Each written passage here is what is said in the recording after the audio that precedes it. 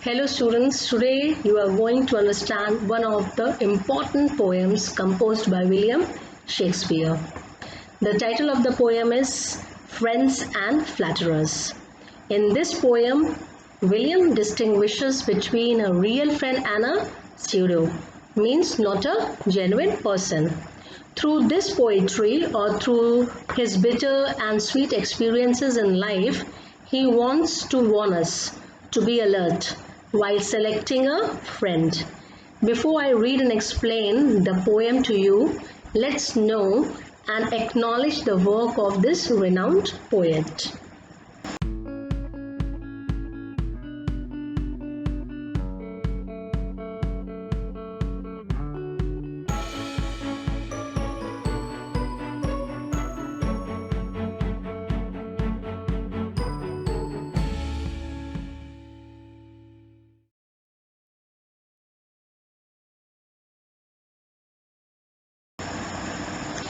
William is considered the greatest playwright of all time. He was an English poet, an actor, and the world's eminent dramatist. He was born in April 1564 and raised in Stratford upon Avon, Warwickshire, that is in England, and he died on 23rd of April 1616 at the age of 52 at the same place where he was born. His date of birth is unknown but is traditionally observed on 23rd of April. His father John Shakespeare was a successful glove manufacturer and mother Mary Eden a simple yet had an affluent background. He was educated at the King's New School in Stratford. He married Anne Hathaway and they were blessed with 3 children. Now let's know something about his literary work. His work includes of some 39 plays and 154 sonnets and 2 long narrative poems and some other verses.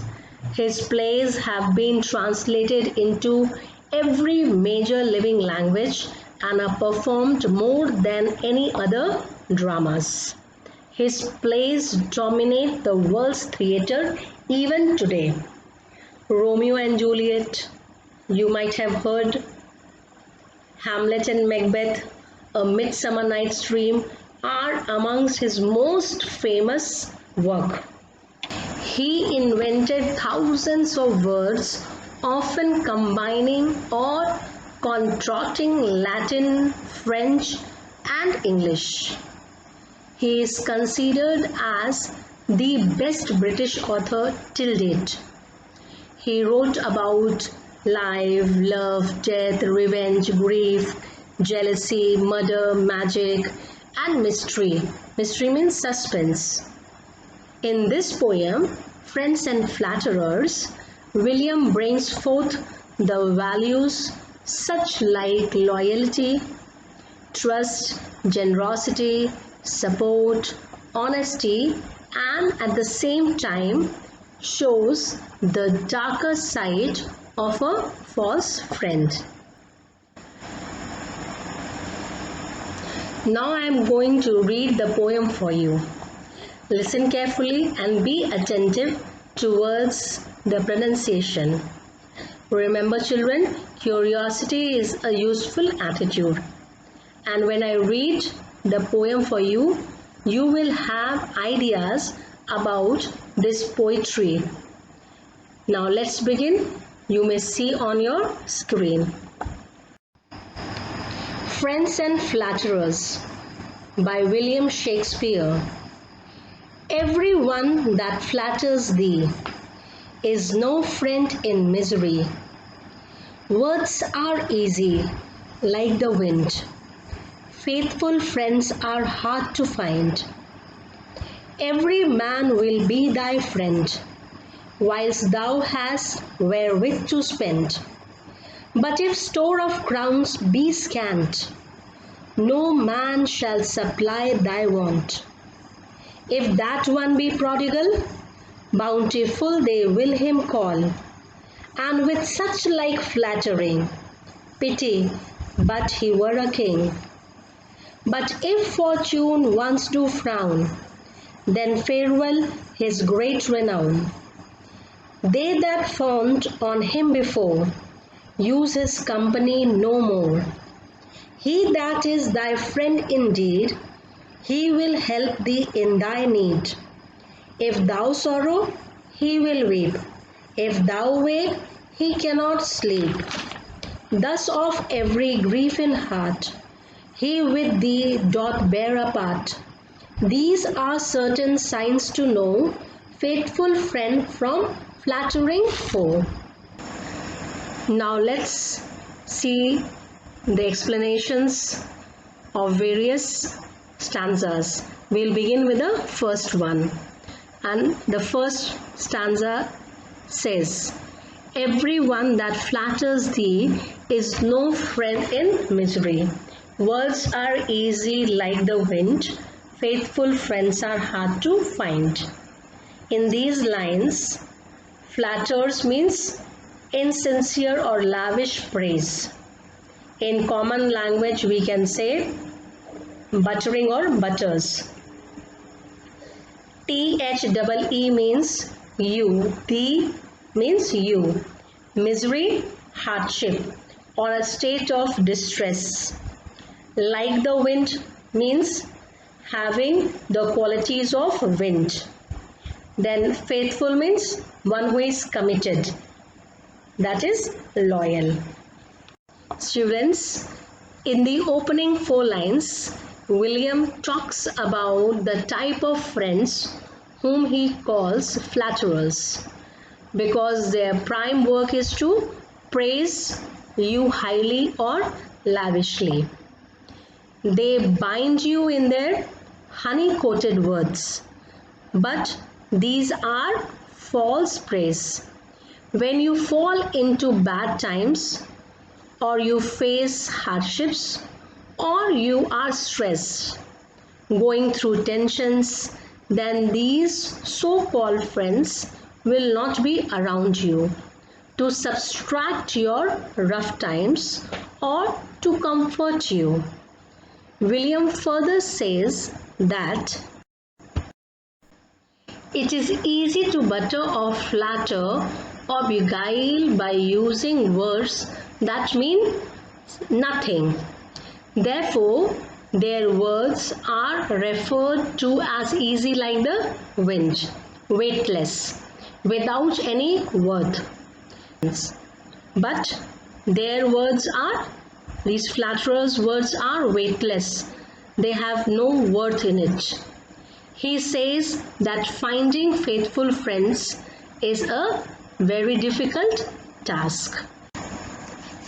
Let's see the second stanza. Every man will be thy friend, whilst thou hast wherewith to spend. But if stores of crowns be scant, no man shall supply thy want. In these lines, whilst means old form of while. Thou means you, hast means have. Thou hast means you have. Wherewith means, in this poem it means money or wealth. Stores of crowns also means money. Scant means low, which is less. Supply, give or provide. Thy want means your need. See children, in these lines the poet wants his readers that everyone will be your friend, or you will be surrounded by friends when you have money and wealth to spend for them. In case your stores of crowns means your money or wealth becomes scant, or you find yourself in harder times when you will not be in a position to spend on them, then these false friends will abandon you. They will never stand by you, or they will never help you emotionally, mentally, or money wise. They will not be seen around you. That means they will never support you. They will only support you when your pockets are filled with money. If that one be prodigal, bountiful they will him call, and with such like flattering pity, but he were a king. The meaning of the word prodigal is spendthrift, one who spends money wastefully. Bountiful means generous, large-hearted. Such like means as if, pity, sympathy. But he were a king, as if he were a king. Okay, in this stanza, the speaker mentions how these flatterers charm you to get an advantage. If you are prodigal, a type of a person who wastes his money and wealth without giving any thought to the future, then these fake friends will never warn or make you alert. Rather, they'll enjoy being with you and call you bountiful, a generous and large-hearted person, because they like the company of a person who can spend money freely on them. If you are a wasteful, they'll compare you with a king and help you spend all what you have. And if you have vices, then they'll use those to entice and mislead you. These flatterers very well know how to grind their own axe by fooling you. Now students, let's understand the fourth stanza. See what it is written here. But if fortune once do frown, then farewell his great renown. They that fawned on him before use his company no more. The meaning here of fortune is luck. Frown, be angry, or here in the poem we can consider as unlucky. Then the next word is farewell. That means to say goodbye, meaning depart. Renown means fame or popularity. Then font, F-A-W-N, mark of apostrophe D, and in the place of apostrophe we have to add E. So the spelling is F-A-W-N-E-D. Font means flattered.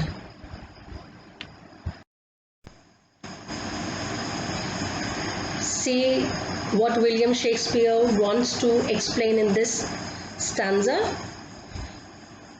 In this stanza, he declares that a person with such a bad character may eventually lose everything or spend all his wealth or money on his so-called best friends. Then these will instantly disappear. These means your true friends will disappear from your life. They will not stay with you anymore. Your luck will surely turn bad. Why? Because you have never valued your money.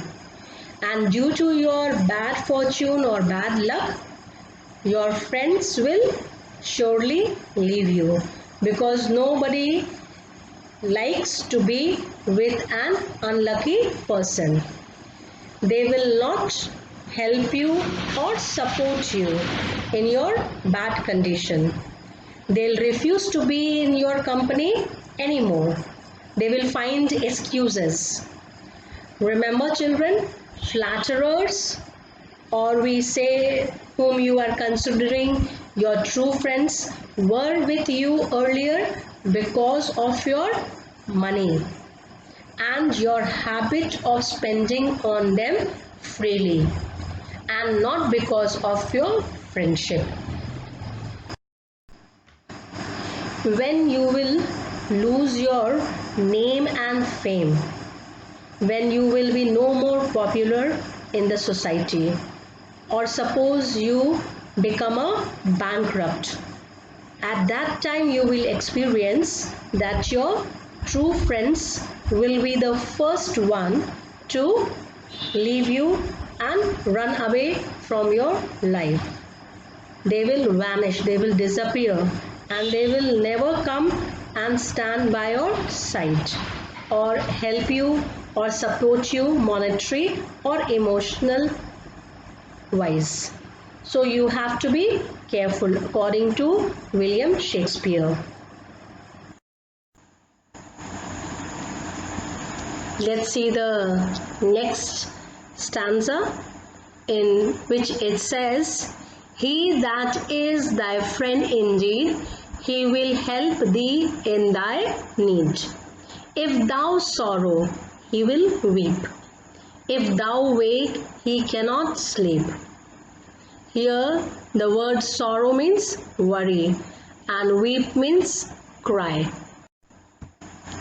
Okay, the first four stanzas highlight the dark side of the human nature. Dark side means the hidden nature, which we are not able to find it out very easily.